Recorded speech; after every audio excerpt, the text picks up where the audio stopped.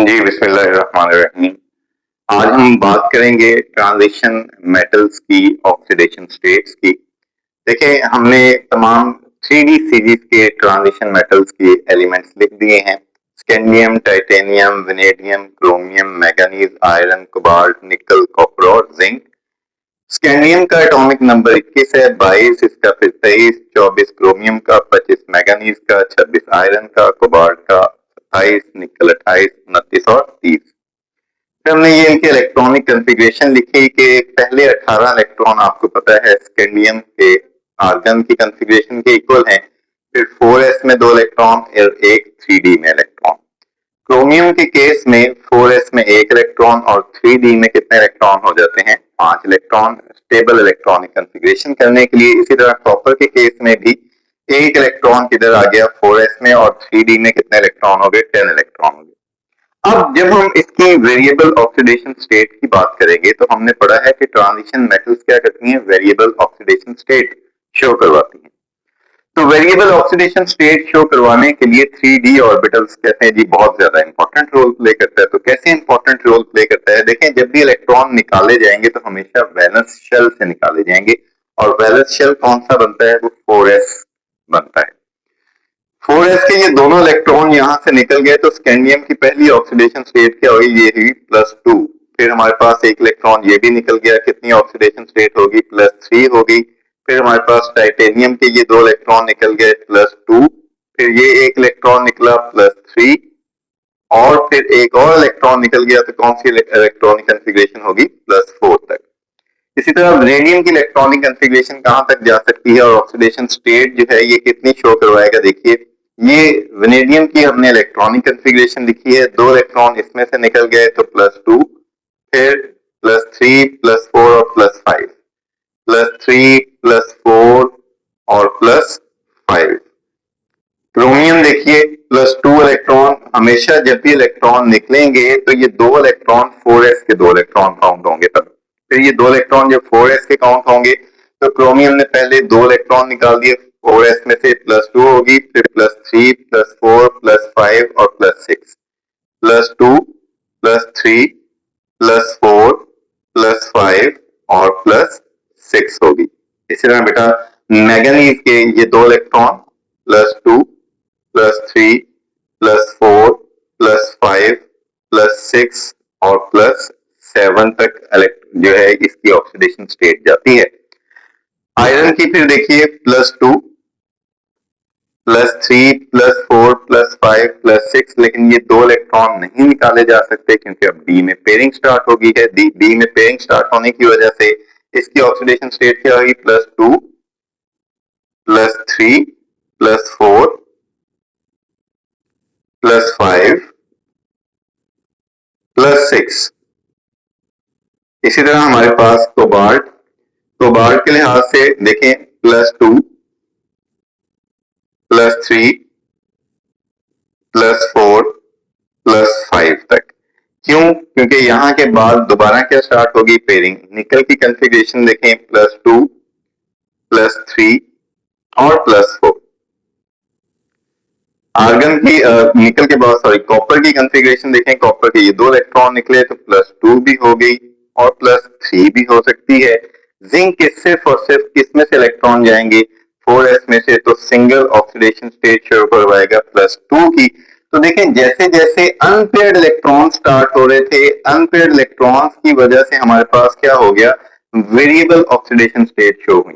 D orbitals में जैसे ही pairing आ गई तो वेरिएबल ऑक्सीडेशन स्टेट्स में कमी आना शुरू होगी और यहाँ पर जिंक के पास, डी के पास कितने और इलेक्ट्रॉन्स हैं? डी के पास 10 इलेक्ट्रॉन्स हैं। तो 10 इलेक्ट्रॉन्स होने की वजह से डी जो है वो सिर्फ 4s में से इलेक्ट्रॉन जनरेट करेगा और उसके नतीजे में हमारे पास क्या हो जाएगा? सिर्फ सिंगल ऑक्सीडेशन स्टेट शो करवाएगा। अब है तो ये ट्रांजिशन एटम, लेकिन ट्रांजिशन मेटल्स में होते हुए भी ये कितनी तरह की ऑक्सीडेशन स्टेट शो करवाता है? ये सिर्फ सिंगल तरह की ऑक्सीडेशन स्टेट शो करवाता है। और इसी तरह स्कैंडियम वाले कंपाउंड भी ट्रांजिशन मेटल्स में होते हुए ये सिंगल टाइप्स की ही मोस्टली अपने स्टेबल कंपाउंड में ऑक्सीडेशन स्टेट शो करवाते हैं। इसलिए ट्रांजिशन एलिमेंट्स के ये 2 ग्रुप नंबर 3 और ग्रुप नंबर 12, स्कैंडियम यट्रियम का और जिंक, कैडमियम और मर्क्यूरी का, इन 2 ग्रुप के एलिमेंट्स को हम नाम देते हैं किसका जी? नॉन टिपिकल ट्रांजिशन एलिमेंट्स का नाम देते हैं, क्योंकि होते तो ये इनकी इलेक्ट्रॉनिक कॉन्फ़िगरेशन के लिहाज से इलेक्ट्रॉन फिल किसमें किया जाता है, डी ऑर्बिटल में फिल किया जाता है, लेकिन ये वेरिएबल ऑक्सीडेशन स्टेट शो नहीं करवाते। जब वेरिएबल ऑक्सीडेशन स्टेट शो नहीं करवाएंगे तो फिर ये कौन से एलिमेंट काउंट होंगे, ये नॉन टिपिकल ट्रांजिशन एलिमेंट होंगे। एलिमेंट्स ये क्या करते हैं, ये नॉर्मल बिहेवियर शो करवाते हैं, नॉट वेरिएबल ऑक्सीडेशन स्टेट। तो ये इनकी हमारे पास ऑक्सीडेशन स्टेट्स होने के लिहाज से हम इनको काउंट करते हैं कि ये नॉर्मल एलिमेंट्स की तरह बिहेव करते हैं। फिर सबसे इंटरेस्टिंग बात कि हम देखते हैं क्रोमियम के केस में भी, मैंगनीज के केस में भी, और इवन के आयरन के केस में भी और कॉपर के केस में भी, ये कुछ कंपाउंड्स में ये एलिमेंट्स +1 की ऑक्सीडेशन स्टेट शो करवाते हैं। +1 की ऑक्सीडेशन स्टेट शो करवाना ये एक मतलब अनकॉमन सी बात हो जाती है ट्रांजिशन एटम के लिए। लेकिन कब, अगर ये कॉम्प्लेक्स कंपाउंड में किसी ऐसे लिगेंड्स के साथ आ गए जो हमारे पास एक स्ट्रॉन्ग लिगेंड होगा, तो फिर ऐसे केसेस में ट्रांजिशन एलिमेंट क्या कर सकते हैं, वो +1 की ऑक्सीडेशन स्टेट शो करवा सकते हैं। फिर कहते हैं ट्रांजिशन एलिमेंट्स को हम इस्तेमाल करते हैं कैटलिस्ट के तौर पर। देखिए ट्रांजिशन एलिमेंट कैटलिस्ट के तौर पर दो तरह से इस्तेमाल हो सकते हैं। हम कैटालिसिस की दो टाइप्स पढ़ते हैं, एक होते हैं होमोकैटालिसिस और एक होते हैं हेटेरोकैटालिसिस। होमोकैटालिसिस में जो कैटलिस्ट की फेज है वही हमारे रिएक्टेंट की फेज है। तो इस वजह से कहता है कि इन केसेस में हमारे पास दो ऑक्सीडेशन स्टेट स्टेबल होती हैं हमारे पास ट्रांजिशन एलिमेंट्स की। वो उन दो ऑक्सीडेशन स्टेट्स में क्या करता है, इंटरकन्वर्टेबल होता है। ट्रांजिशन मेटल्स जो है होमोकैटालिसिस के केस के अंदर दो ऑक्सीडेशन स्टेबल ऑक्सीडेशन स्टेट के अंदर स्विच करता है। इसी असना में वो अपने साथ रिएक्टेंट को बाइंड कर लेता है। जब रिएक्टेंट को बाइंड कर लेता है तो रिएक्टेंट को बाइंड करके अनस्टेबल इंटरमीडिएट बन जाता है between reactant and transition metal. ये जो अनस्टेबल इंटरमीडिएट हमारे पास होता है, इसकी हाईएस्ट एनर्जी होती है और ये लो कर देता है किसको, एक्टिवेशन एनर्जी को, और नया पाथवे देता है रिएक्शन के कंप्लीशन के लिए। इसी वजह से हमारे पास होमोकैटालिसिस में वो ट्रांजिशन मेटल्स जो आपस में स्टेबल ऑक्सीडेशन स्टेट्स को स्विच कर सकते हैं, वो हमारे पास होमोकैटालिसिस में इस्तेमाल होते हैं। इसी तरह हेटेरोकैटालिसिस में वो ट्रांजिशन मेटल्स ज्यादा प्रेफरेबली इस्तेमाल होते हैं जिनके पास क्या होते हैं, एम्प्टी डी ऑर्बिटल्स होते हैं। ये एम्प्टी डी ऑर्बिटल्स होने की वजह से ये क्या करते हैं, ये अलाउ करते हैं reactant to combine with the transition metals.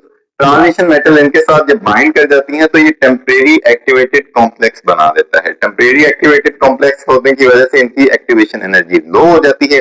जैसे ही रिएक्टेंट जो है वो प्रोडक्ट में कंप्लीट होता है तो ये अपने आप को डीसॉल्व कर लेता है, किससे, हमारे पास ट्रांजिशन मेटल से, और एम्प्टी डी ऑर्बिटल दोबारा रिकवर हो जाते हैं और हमारी रिएक्टेंट किस में कन्वर्ट हो जाते हैं, प्रोडक्ट में। तो ये तो हमारे पास ऑक्सीडेशन स्टेट से पिछले वाला जो रिएक्शन मेरा लेक्चर है वो हमने ट्रांजिशन मेटल्स के इंट्रोडक्शन किए, जिसमें हमने इनकी फीलिंग्स के मुतालिक भी बात की। इनके हमारे पास 4s और d में किस तरह से इलेक्ट्रॉन्स जो हैं वो कॉपर और क्रोमियम के केस में ट्रांसफर होते हैं, ये सारा इससे पिछले लेक्चर में भी हमारी कंसिडरेशन हो गई थी लेक्चर्स पर।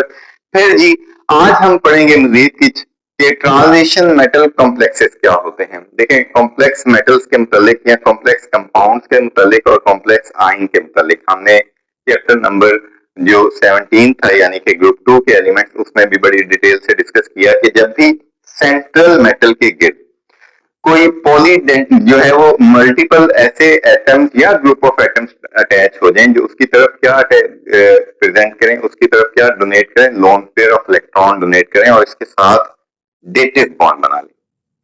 तो इस फॉर्मेशन को हम बेसिकली क्या नाम देते हैं, कोऑर्डिनेशन स्फीयर का। और बेसिकली कोऑर्डिनेशन स्फीयर का बनना ही कॉम्प्लेक्स कंपाउंड की सबसे बड़ी प्रॉपर्टी है।